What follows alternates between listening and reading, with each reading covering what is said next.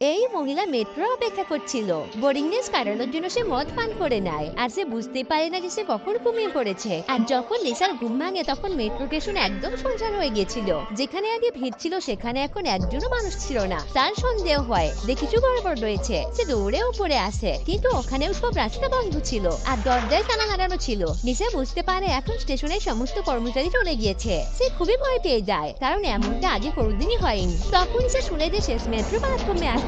সে কোনো কিছু না ভেবে চিন্তে দ্রুত নিচে দৌড়ে আসে। মেট্রো ছাড়ার 1 সেকেন্ড আগে সে ওতে উঠে পড়ে, কিন্তু সে জানতো না যে একটা অপরিষ্কার ছায়া ওদের পিছু পিছু শেষ কামরায় উঠে পড়েছে। নিচে ভাবে এবার সে বাড়ি পৌঁছে যাবে, কিন্তু তখনই আচমকা ট্রেন থেমে যায়। কিন্তু অদ্ভুত বিষয় হলো দরজা খুলে না, ট্রেনে আলপনা যাত্রীও ছিল না। নিচে ভয়ে ভয়ে এক এক কামরা পার করে ড্রাইভারের কামরা অব্দি পৌঁছয়, কিন্তু সে কোনো জবাব পায় না। আসলে ড্রাইভারকে আগেই কেউ মেরে ফেলেছিল। নিচা কিছু বুঝে ওঠার আগে পুরো ট্রেনের কারেন্ট চলে যায় আর চারিদিকে অন্ধকার ছড়িয়ে পড়ে। তখন সে পেছনের কামরায় হালকা আলো দেখতে পায়। সে ভাবে হয়তো কোনো মেট্রো কর্মচারী হবে, সে তার সাথে কথা বলতে আসে, কিন্তু সামনের জন কিছুই বলে না। নিশার সন্দেহ হয় আর সে পালাতে লাগে। তখন সে পা পিছলে পড়ে যায়। তো বন্ধুরা, নেক্সট পার্টের জন্য লাইক করুন।